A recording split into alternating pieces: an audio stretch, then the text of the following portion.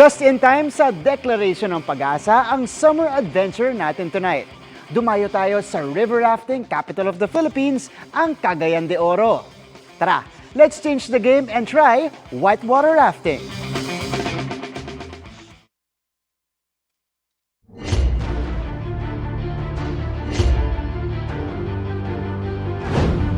Pantanggal stress ba ang hanap?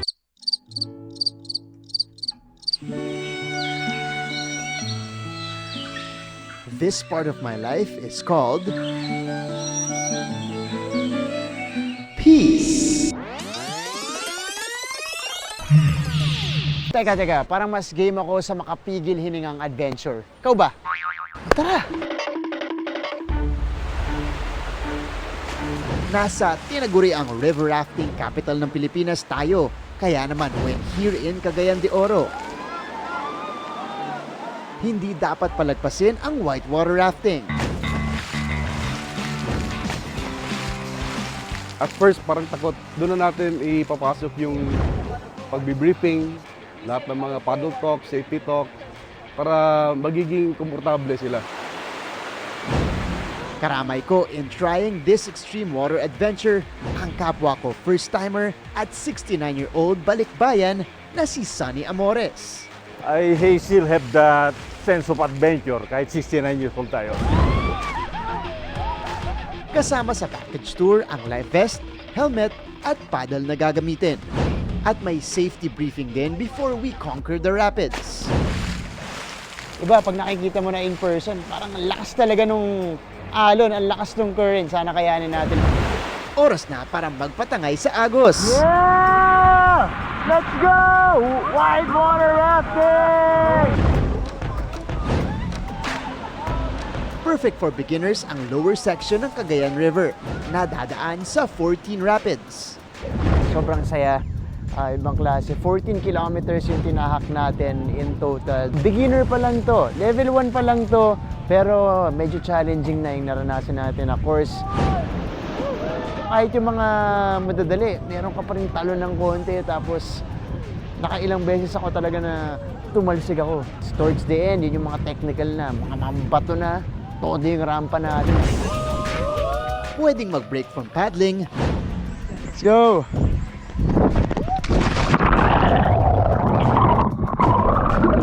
Natuwa ako dun sa mga swim spots natin kasi syempre, bihira tayo maka-experience ng gano'n. Overall, such a great experience. Madi-disconnect ka mula dun sa, in usual life mo, tapos magre-reconnect ka sa nature through this experience. That is a wrap for our whitewater rafting adventure dito po sa Cagayan de Oro City. Truly a challenging but a very fulfilling experience and a must-try summer activity para sa mga Pinoy. Para sa GMA Integrated News, ako si Martin Javier, changing the game! Tiyempo naman sa tag-init ang napaagang outing ng mga gustong umiwas sa siksikan ngayong Holy Week break. Mula sa Zambales, nakatutok live si Ian Cruz. Ian? Yes, Pia, kung beach getaway na malapit lang sa Metro Manila ang hinahanap, baka itong Subic Bay na ang destinasyon para sa ating mga kapuso. Post dito, selfie roon. Ganyan na sa mga resort sa Subic Bay, sakop ng Calaklan, Olongapo City na IG worthy sa ganda ng tanawin. Tila wala ring pagod ang mga bata sa paglalaro, sa paglangoy, o pagtatampisaw sa dagat. Nauna na sila sa inaasahang pagdami ng mga papasyal sa Semana Santa. Para iwas sa maraming tao. Iwas Kasi maraming sigurado. tao, crowded. Kaya pinili namin ngayon. Kabilang sa patok dito ang floater o inflatable park. Masaya po. Sobrang exciting po. Sobrang adventurous po. Yung pag-akyat mo pa lang, ihingalin ka na. Pero gugustuhin mong umakyat kasi yun yung goal mo. Ang iba, chill lang sa dalampasigan, kumakain, umiinom o nagsasayaw kasama ang mga tropa. Kung more than chill ang hanap, pwedeng mag-parasail o jet ski. At maki-island hopping. Maraming resort dito ang halos fully booked na para sa Semana Santa. Puno na po kami sa mga aircon room. May mga natitira pa po kami yung non-aircon unit po. Pwede po yung mga mag-walk-in. Welcome pa naman po sila. Samantala, may grass fire namang sumiklab sa Calaklan Ridge dito sa Olongapo pasado alas 11 ng umaga. 1.5 oras bago naapula ang sunog na nakaapekto sa trapiko sa National Road. Pwedeng may nagtapon ng yosi, ng upos, or may nagsunog, or possible kasi dahil March ngayon, so baka mamaya dahil sa sobrang init lang.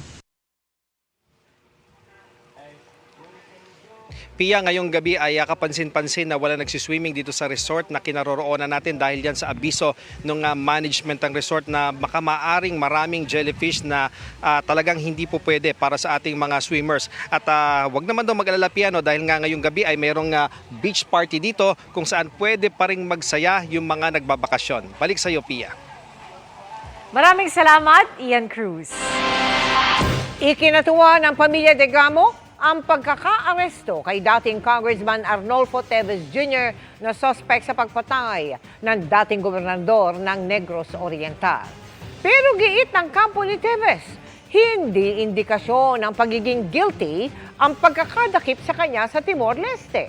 Nakatutok si Nico Sereno ng GMA Regional TV Balitang Bisdak. Ngayong hawak na ng mga otoridad si dating Congressman Arnolfo Teves Jr., malaki ang pasasalamat ni Pamplona Mayor Janice Tigamo sa pagkaaresto sa sospek sa pagpatay sa kanyang asawang si dating Negros Oriental Governor Ruel Digamo. It's like a dream. We have been praying and waiting for so long, and finally the long wait is over. Natutuwa kaming lahat sa mga nangyayari. Akala ko baka malabo. Sa awa ng Diyos at we have people in the government who have always been true to their oath. It's a risky thing when you run after a criminal like Arnie. Ayon naman sa abogado ni Teves na si Attorney Ferdinand Topacio, ang pagkakaaresto sa kanyang kliyente sa Timor-Leste ay hindi indikasyon ng pagiging guilty. Pagsunod lang daw ito sa mekanismo sa sistema ng Interpol na naglabas ng red notice kamakailan laban kay Teves. Sabi pa ni Topacio, sasailalim daw muna sa 20 araw na pagdinig sa korte si Teves para malaman kung ano ang gagawin sa kanya kaugnay sa anumang maging hiling ng gobyerno ng Pilipinas. Handa naman ang Police Regional Office 7 sa pagpresenta ng mga nakalap nilang ebidensya sa kasagsagan ng kanilang investigasyon. We are ready also in case that our arresting officers will be called to testify. We are very confident that what we have forwarded to the Department of Justice is an airtight case. Para sa GMA Regional TV Balitang Bisdak, Nico Sereno, nakatutok 24 oras.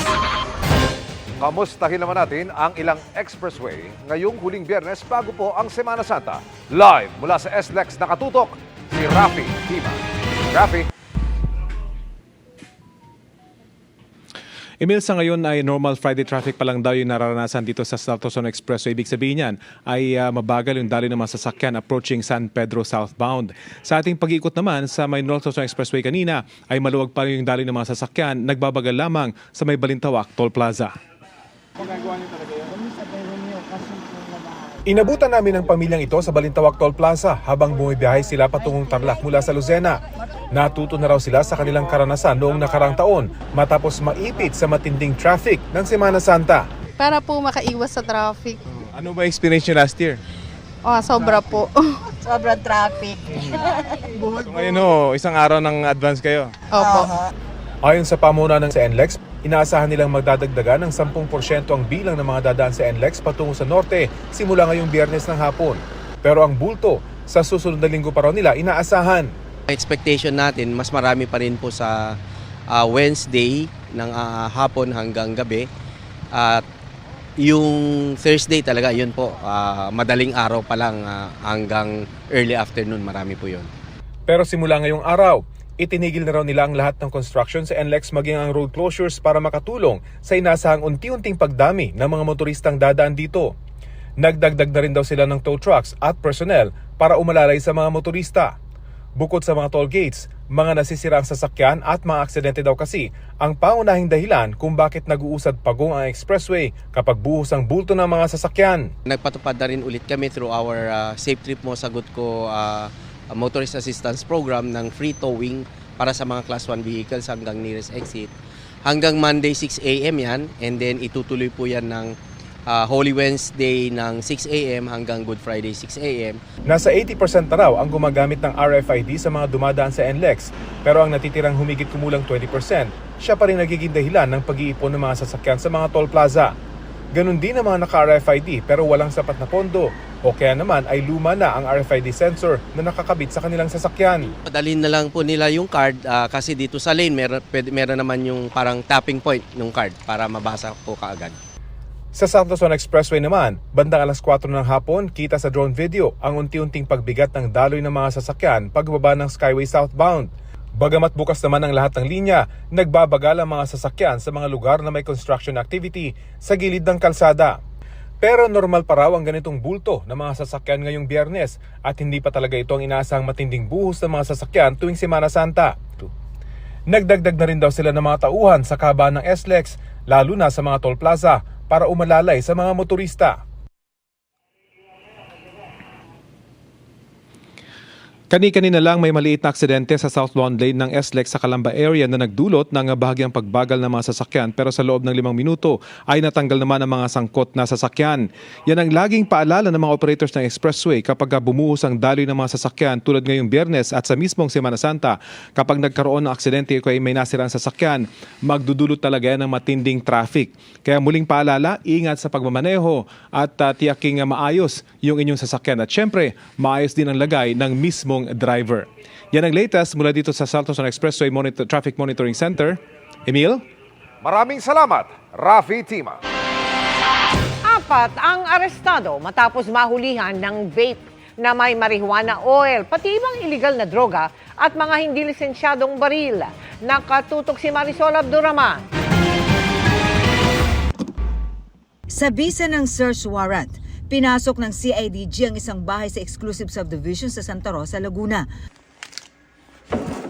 Nakatanggap daw ng impormasyon ng CIDG na sangkot ang target nila sa ilang illegal na aktibidad na nagmamay-ari daw ng mga hindi lisensyadong baril. Inaresto din ang 3 iba pa kabilang ang kanyang ama. Sa paghahalughog sa bahay, tumambad sa CIDG ang matataas sa kalibre ng baril gaya ng AK-47 at libu-libong bala. Sabi nitong suspect natin is mahilig lang talaga siya sa baril. Okay. Kung minsan tumatanggap siya ng mga gusto niya na baril as pambayad sa produkto niya. May nakita rin silang illegal na droga roon. Ang ama na dati na raw nakulong dahil sa droga.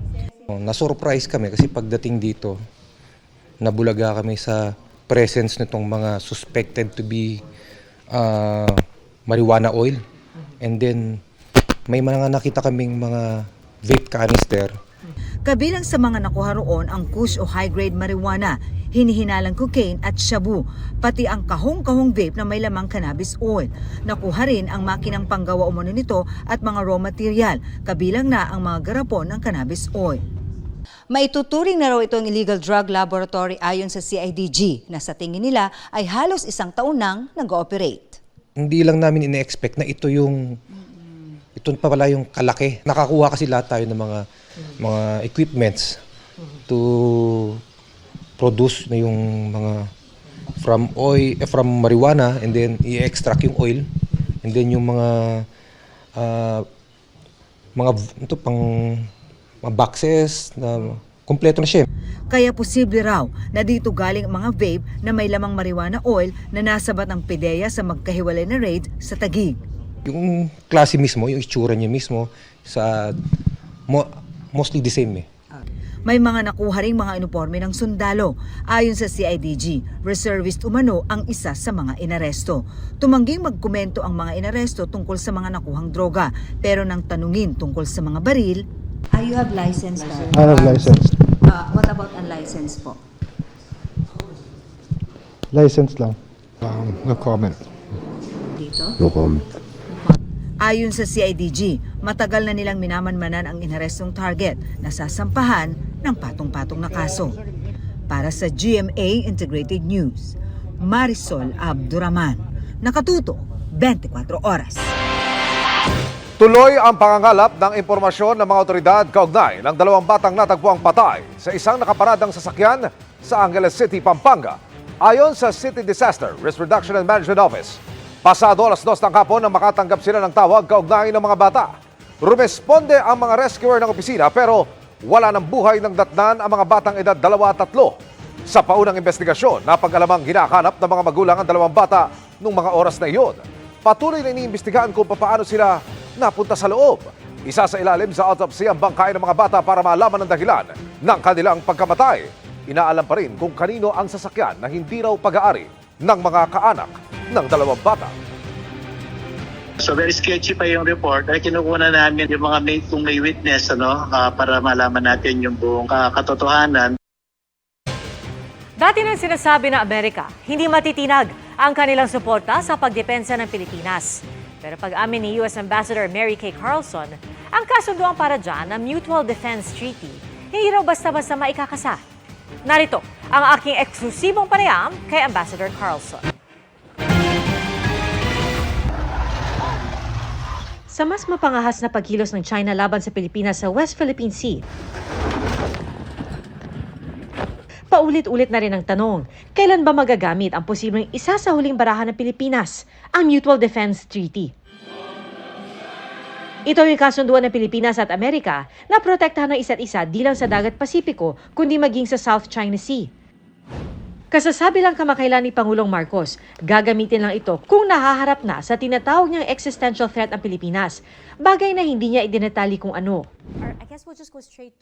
Sabi ni U.S. Ambassador to the Philippines, Mary Kay Carlson, sa eksklusibong panayam ng GMA Integrated News, hindi simpleng bagay ang pagkasa nito. That defense treaty, it's not an if A then B. It's not as if somehow you trip a wire and it's automatically invoked. These are negotiations, these are discussions that our countries, our leadership, our militaries have day in, day out. And I think that what President Marcos said yesterday is exactly where the United States is on this. The treaty has great value as a deterrent in showing that we are strong together. Mahigit 70 taon na mula nang mapirmahan ang Mutual Defense Treaty noong 1951. Ilang taon lang mula nang mapalaya ang Pilipinas mula sa okupasyon ng Japan noong World War II. Isa na ito sa pinakamatagal na MDT ng kahit anong 2 bansa sa mundo. Noong nakaraang administrasyon, ipinanawagan na ang pagrebisa rito. Pero ang sabi ng Amerika, as President Marcos has said, that the Mutual Defense Treaty has stood the test of time, that it's nimble enough to handle the situation, the current situation that we're all facing.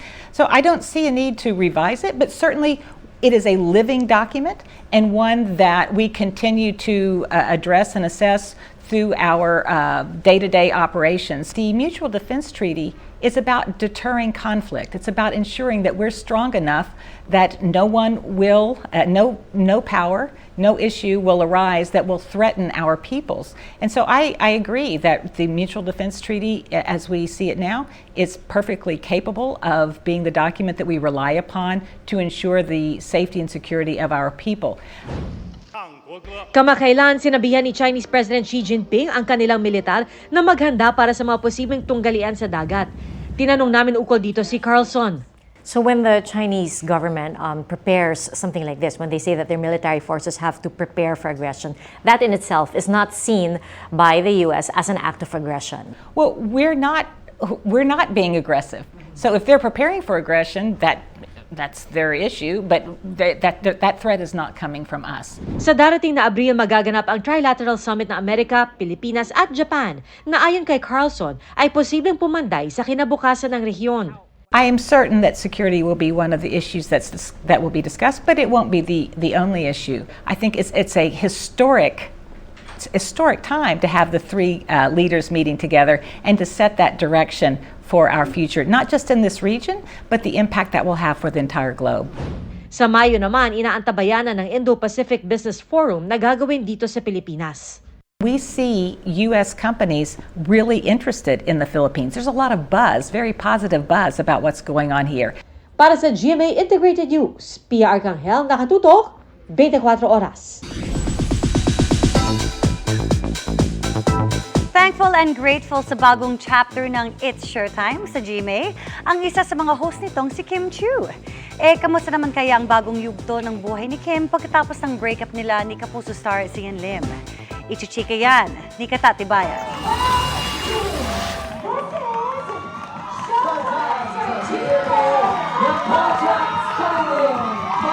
2 days after ng historic contract signing na It's Showtime sa GMA.